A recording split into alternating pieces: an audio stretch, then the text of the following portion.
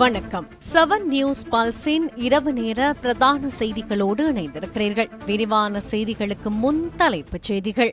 ஜனாதிபதி தலைமையில் டிஜிட்டல் பொருளாதார அமைச்சின் முன்னேற்ற மீளாய்வு கூட்டம்.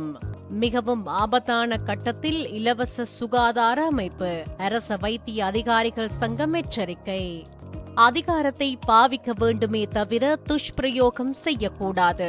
முன்னாள் மேல் நீதிமன்ற நீதிபதி மாணிக்க வாசகர் இளஞ்செழியன் தெரிவிப்பு.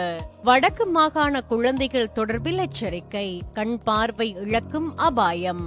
டிஜிட்டல் பொருளாதார அமைச்சின் 2025ஆம் ஆண்டுக்கான முன்னேற்ற மீளாய்வு கூட்டம் நேற்று செவ்வாய்க்கிழமை டிஜிட்டல் பொருளாதார அமைச்சின் வளாகத்தில் ஜனாதிபதியும் டிஜிட்டல் பொருளாதார அமைச்சருமான அனுரகுமார திசாநாயக்கவின் தலைமையில் நடைபெற்றது. டிஜிட்டல் பொருளாதார அமைச்சின் கீழ் இயங்கும் நிறுவனங்களான இலங்கை தொலைத்தொடர்பு ஒழுங்குபடுத்தல் ஆணைக்குழு, ஆட்பதிவு திணைக்களம் மற்றும் கவுட் டெக் பிரைவேட் லிமிடெட் ஆகிய நிறுவனங்களின் டிஜிட்டல் மேம்பாட்டு திட்டங்களின் எதிர்கால செயற்பாடுகளை ஆராய்வது, செயற்படுத்துவதில் தாமதத்தை ஏற்படுத்தும் தடைகளை அடையாளம் காண்பது மற்றும் அந்த நோக்கத்துக்காக தேவையான கொள்கை மற்றும் நிர்வாக முடிவுகளை எடுப்பது போன்றவற்றை நோக்காக கொண்டு இந்த கூட்டம் நடைபெற்றது. 2026ஆம் ஆண்டுக்கான முன்மொழியப்பட்ட வரவு செலவு திட்ட அறிக்கையில் மைய காரணியாக உள்ள டிஜிட்டல் பொருளாதாரத்துடன் தொடர்பட்ட அரச முதலீடுகளுக்கு வலுவான அடித்தளத்தை அமைப்பது அவசியம் என்று ஜனாதிபதி இந்த கலந்துரையாடலில் வலியுறுத்தினார். மேலும் நாடு முழுவதும் தொலைத்தொடர்பு கோபுரங்கள் மற்றும்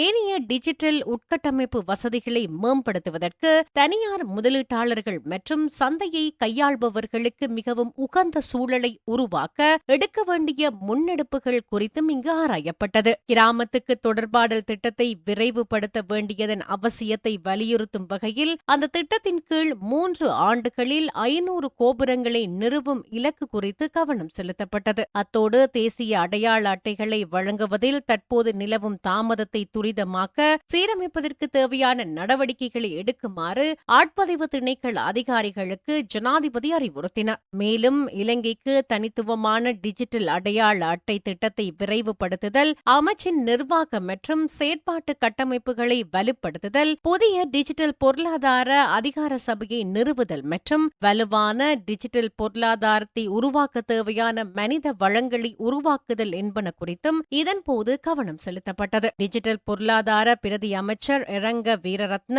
டிஜிட்டல் பொருளாதார அமைச்சின் செயலாளர் வருணஸ்ரீ தனபால, டிஜிட்டல் பொருளாதார தொடர்பான ஜனாதிபதியின் பிரதம ஆலோசகர் கலாநிதி ஹான்ஸ் விஜயசூரிய மற்றும் தொடர்பாடல் நிறுவனங்களின் தலைவர்கள் உட்பட சிரேஷ்ட அதிகாரிகள் இந்த கலந்துரையாடலில் பங்கேற்றிருந்தனர். வடக்கின் யாழ்ப்பாணம், கிளிநொச்சி மாவட்டங்களில் வெற்றிலைக்கு பயன்படுத்தப்படும் சுண்ணாம்பினால் சிறுவர்களின் கண் பார்வை இழக்கப்படும் பாரிய அபாயம் உருவாகியுள்ளதாக கண் வைத்திய நிபுணர் மலரவன் எச்சரிக்கை விடுத்துள்ளார். இதுகுறித்து அவர் மேலும் கூறுகையில், வெற்றிலைக்கு பாவிக்கும் சுண்ணாம்பு ஒருபுறம் புற்றுநோய் என்ற மிகப்பெரிய அச்சுறுத்தலை மக்களுக்கு ஏற்படுத்தி வரும் சூழலில் தற்பொழுது மற்றொரு பாரிய பிரச்சனையையும் அது உருவாக்கி வருவதாக தெரிவித்தார். குறிப்பாக வெற்றிலைக்கு பாவிக்கும் சுண்ணாம்பு முன்னைய காலத்தில் வெற்றிலையின் பின் பகுதியில் பூசப்பட்டு தாள்களிலேயே செய்யப்பட்டு வந்தது. ஆனால் தற்பொழுது வர்ணப்பூச்சுக்கள் கலந்த கலவையாக பாரிய பொதிகள் முதல் சிறிய பொதிகள் வரை சுண்ணாம்பு விற்பனைக்கு சந்தைக்கு வருகின்றது. வர்ணங்கள் பூசப்பட்டு சிறுவர்களின் கண்களுக்கு உறுத்தும் வகையில் சிறிய பொதிகளில் வீடுகளில் இந்த சுண்ணாம்பு வலம் வருவதால் அதை வீட்டில் உள்ள சிறுவர்கள் விளையாட்டு பொருளாக கருதி கைகளில் எடுத்து ஆபத்தை தமக்கு தாமே உருவாக்குகின்ற நிலை அண்மையில் அதிகரித்துள்ளதாக அவர் தெரிவித்தார். குறிப்பாக சில நாட்களுக்குள் யாழ் மாவட்டத்தில் 4 சிறுவர்களும் கிளிநொச்சியில் 2 சிறுவர்களும் இந்த சுண்ணாம்பின் தாக்கத்துக்குள்ளாகி ஒரு கண் பார்வையை ஏறத்தாழ இழந்தவர்களாக காணப்படுகின்றனர். சுண்ணாம்பு ஒருவரின் கண்ணில் பட்டால் கண் பார்வை ஏறத்தாழ பாதிக்கும்.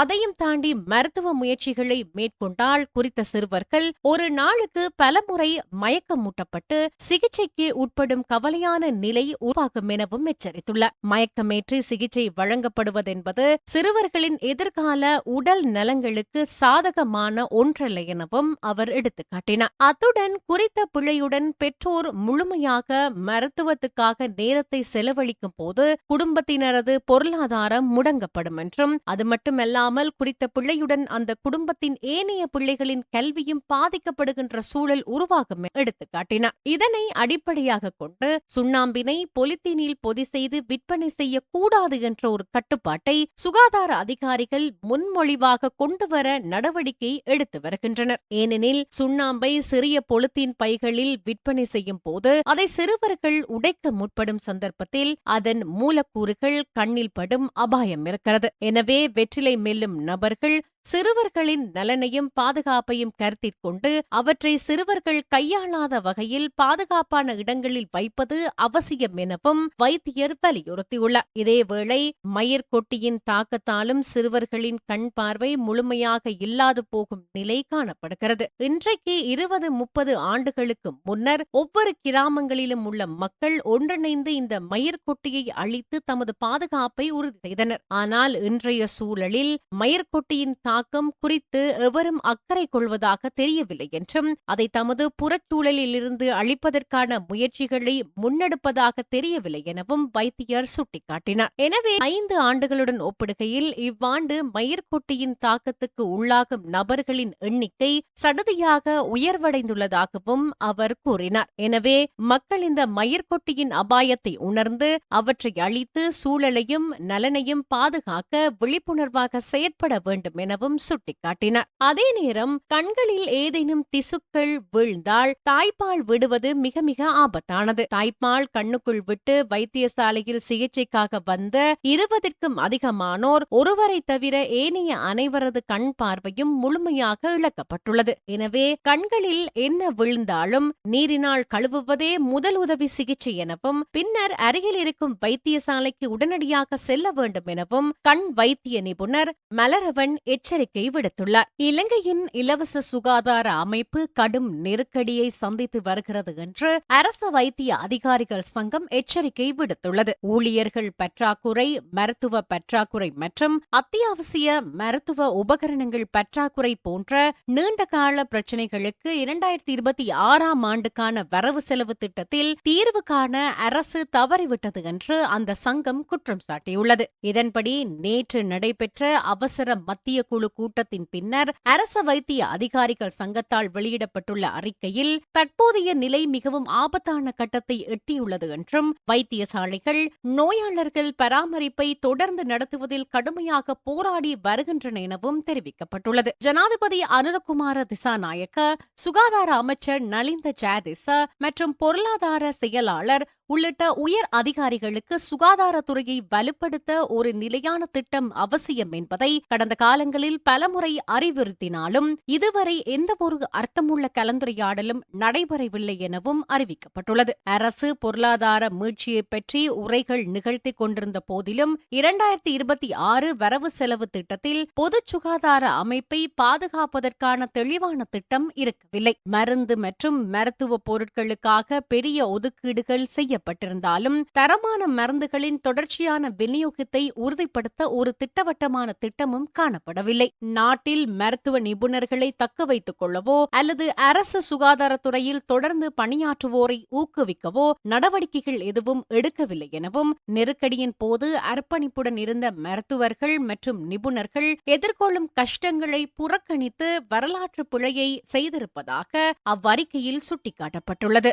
அதிகாரத்தை பாவிக்க வேண்டுமே தவிர துஷ்பிரயோகம் செய்யக்கூடாது என்று முன்னாள் மேல் நீதிமன்ற நீதிபதி மாணிக்க வாசகர் இளஞ்செழியன் தெரிவித்துள்ளார். நேற்றைய தினம் நிகழ்வொன்றில் கலந்து கொண்டு கருத்து தெரிவிக்கும் போதே அவர் இவ்வாறு குறிப்பிட்டிருந்தார். மேலும் அவர் தெரிவித்ததாவது, தனது பதவி அதிகாரத்தை 100% பாவித்துள்ளதாகவும் அதனால் தான் அரச தரப்பிலிருந்தோ வேறு தரப்பிலிருந்தோ தன்மீது விரல்கள் நீட்டப்படவில்லை என்றும் கூறியிருந்தார். சாக்கடை அரசியல் என்று கூறுகிறார்கள், அதனை பூக்கடை அரசியலாக மாற்றலாம் எனவும் அதற்கு காலம் சரியான பதில் சொல்லும் எனவும் தனது உரையில் அவர் குறிப்பிட்டிருந்தார். நெல்சன் மண்டேலா, தந்தை செல்வா ஆகியோர் சாக்கடை அரசியல் செய்யவில்லை என்றும் தான் நீதித்துறையை நேசிப்பதாகவும் அதற்கு முற்றுப்புள்ளி வைக்கப்பட்டுள்ளதா வைக்கப்படவில்லையா என்று இன்னும் தெரியவில்லை என்றும் அவர் கூறியதோடு முகநூல் இல்லாத ஒரே நீதிபதி தான் என முன்னாள் மேல் நீதிமன்ற நீதிபதி மாணிக்கவாசகர் இளஞ்செழியன் தனது உரையில் தெரிவித்திருந்தார். இத்துடன் 7 நியூஸ் பல்ஸின் இரவு நேர பிரதான செய்தி நிறைவடைகிறது. தொடர்ந்தும் செய்திகளை தெரிந்து கொள்ள 7 நியூஸ் பல்ஸ் என்கின்ற யூடியூப் சேனலை சப்ஸ்கிரைப் செய்வதோடு